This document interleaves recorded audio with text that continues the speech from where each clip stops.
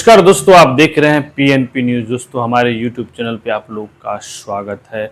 मेरे चैनल पे नए जुड़े हैं तो एक बार सब्सक्राइब कर लीजिए और लाइक जरूर कर लीजिए। दोस्तों, बिहार में अगड़ा बनाम पिछड़ा की राजनीतिक शुरू हो चुका है। सवाल नंबर 1, अशोक चौधरी बिहार मंत्री, बिहार सरकार में अभी मंत्री हैं, नीतीश कुमार के करीबी हैं। उन्होंने जहानाबाद में भूमिहार के खिलाफ जो बयान दिए, यह एक क्वेश्चन मार्क है। क्यों दिए? दूसरा, बीजेपी जेडीयू खेमे में हो रहा है दूरियों। तीसरा, क्या नीतीश कुमार मोदी जी अमित शाह से चल रहे हैं नाराज। चौथा, क्या केसी त्यागी, बीजेपी के केसी त्यागी जो राष्ट्रीय प्रवक्ता थे जेडीयू के, उनका जो बयान होता था न्यूज चैनल पे, क्या वो बीजेपी के समर्थक बयान होता था? क्या इसी को देखते हुए नीतीश कुमार केसी त्यागी को राष्ट्रीय प्रवक्ता पद से हटाए और उनके जगह राजीव रंजन को राष्ट्र प्रवक्ता बनाए? ये तमाम सवाल 4 से 5 सवाल है। क्या लगता है? हम लोग पहला सवाल पे आते हैं। अशोक चौधरी जहानाबाद एक सभा सम्मेलन में जाते हैं और वहां से भूमिहार समाज के प्रति आपत्तिजनक बयान देते हैं 2024 लोकसभा चुनाव के मद्देनजर। और उसके बाद बयान के बाद जेडीयू खेमे में, जेडीयू के अंदर ही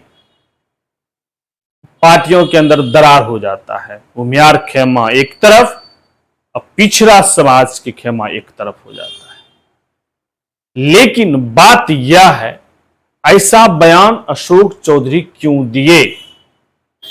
करीब लंबे 2 महीने बाद, चुनाव खत्म होने के बाद, केंद्र में भी सरकार चल रहा है, बिहार में सरकार चल रहा है, केंद्र में भी सरकार चल रहा है एनडीए का और बिहार में एनडीए डबल इंजन की सरकार है। लेकिन ऐसी क्या परिस्थिति आया कि अशोक चौधरी यह बयान दिए, जो कि उनका दामाद भूमिहार समाज से आते हैं। तमाम भूमिहार कार्यकर्ता और जेडीयू खेमे के चर्चित विधायक, खगड़िया जिला परबत्ता विधानसभा के डॉक्टर संजीव कुमार, जो भूमिहार समाज से आते हैं, पूर्व मंत्री आरएन सिंह जी का पुत्र हैं, वह सीधे झंडा लेकर अशोक चौधरी के खिलाफ जो है बयान देना शुरू करते हैं तमाम मीडिया कर्मी के बीच। उन्होंने अशोक चौधरी को या और तमाम नीतीश कुमार के करीबी को यह भी कह दिए कि चिंटू पिंटू जैसे जो है लोगों का हम कोई मतलब नहीं रखते हैं, हम अपने स्वाभिमान से समझौता नहीं करेंगे और अशोक चौधरी जैसे नेता के सामने कभी झुकेंगे नहीं। वह जिस तरह से मुझे फंसाने का काम किया।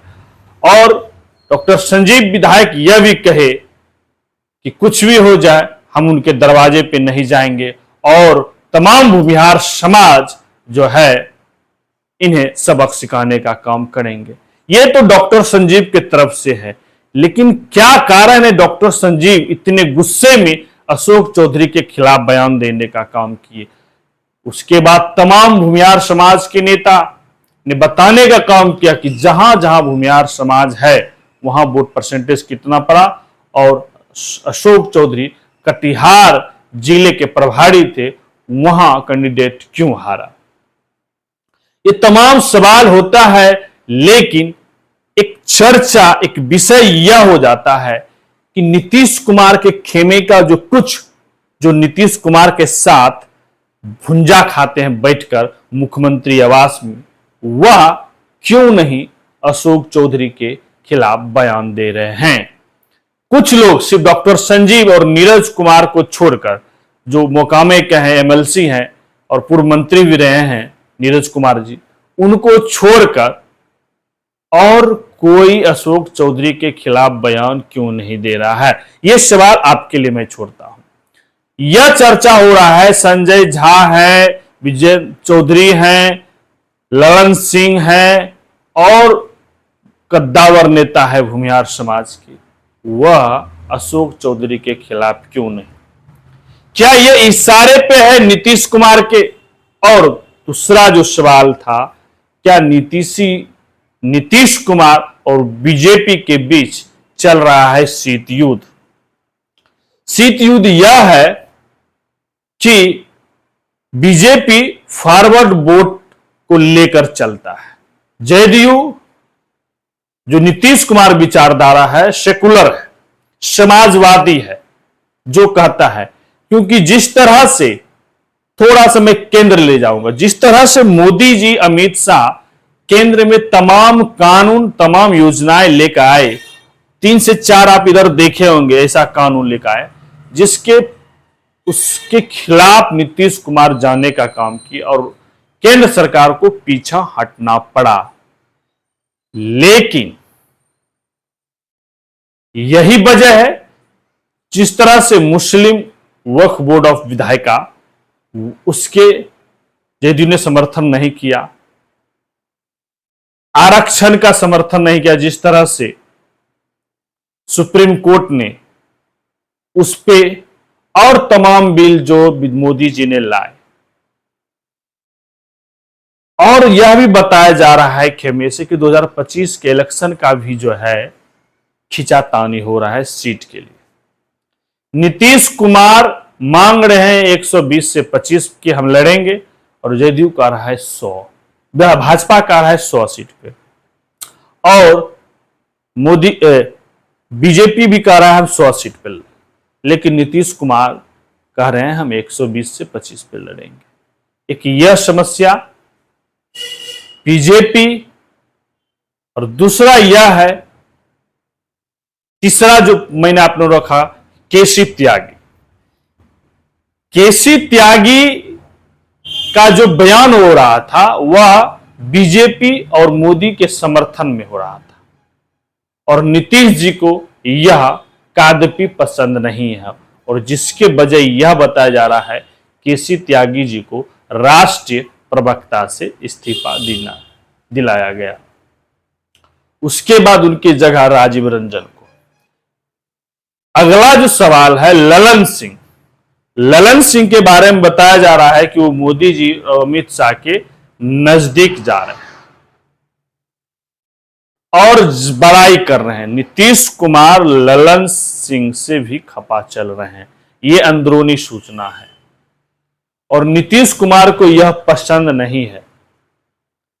नीतीश कुमार एक बड़े चेहरे रहे हैं, राजनीतिक में जो उनका बाल पका है, राजनीतिक के धूप, तो लंबे राजनीतिक ज्ञानी हैं, उन्हें पता है, और वह सेकुलर राजनीतिक, समाजवादी राजनीतिक किए हैं।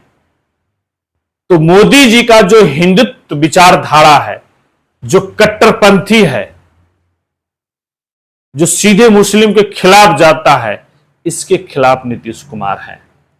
मोदी के पीछे एक कैडर है आरएसएस का, नीतीश के पीछे नहीं। अगर नीतीश के पीछे रहता तो नीतीश कुमार देश का सबसे बड़ा नेता होते। तो एक कैडर के बजाय भी अभी भी नीतीश कुमार इतना बड़ा लोकप्रिय और इस तरह दबदबा रख रहे हैं कि हर दल को बिना नीतीश के सरकार नहीं बना सकते हैं, बिहार में ना केंद्र में।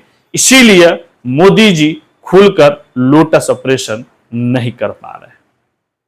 वर्तमान आपने देखा कि चर्चा हुआ कि चिराग पासवान के 3 से 3 खासकर सांसद जो है बीजेपी अपने में विलय करवा रहे हैं, लेकिन चिराग इसको खंडन करने का काम किया, और चिराग पासवान के नए नवेले खगड़िया सांसद राजेश वर्मा ने भी इसे खंडन किया। लेकिन बात अटकता है कि अशोक चौधरी ने यह बयान क्यों दिया भूमिहार के लेकर।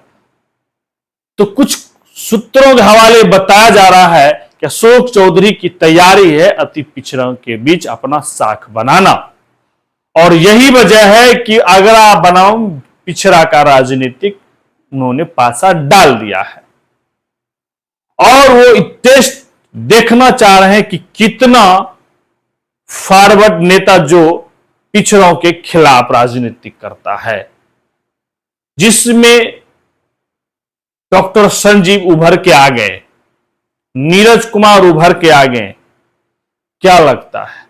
और जिस तरह से अशोक चौधरी लाइनिंग का काम करते हैं, नीतीश कुमार का डीलिंग का, लीडिंग का, अपने 2024 के जनवरी में जो सरकार चेंज हुआ उसका लाइनअप अशोक चौधरी के हाथ में कमान था। और यह बात मैं नहीं, ये डॉक्टर संजीव ने ही बोला, लाइनअप का काम करता है और मुझे फंसाने का काम किया अशोक चौधरी, इसीलिए उन जैसे चमचों से हमें डरना नहीं है और हम उनके दरवाजे जाने वाले नहीं हैं। लेकिन क्या नीतीश कुमार के लिए कितना महत्वपूर्ण है अशोक चौधरी और कितना महत्वपूर्ण है नीतीश कुमार के लिए डॉक्टर संजीव? डॉक्टर संजीव कहते हैं कि मेरे बहुत करीबी और हम उनके दुलारे हैं, लेकिन क्या अशोक चौधरी से ज्यादा है या कम, यह तो समय बताएगा।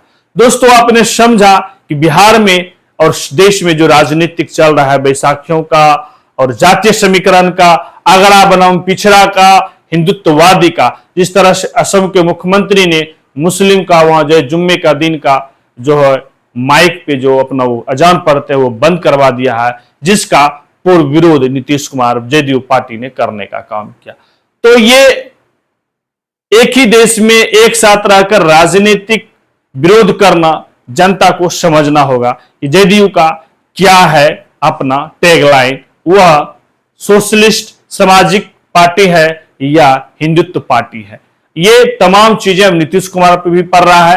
अपना राय प्रतिक्रिया जरूर दीजिएगा, कितना आप समझे अपना कमेंट जरूर दीजिए, क्या लग रहा है अभी वर्तमान राजनीतिक। दोस्तों, मैं आपका भाई इंजीनियर दीपक कुमार, धन्यवाद, जय हिंद।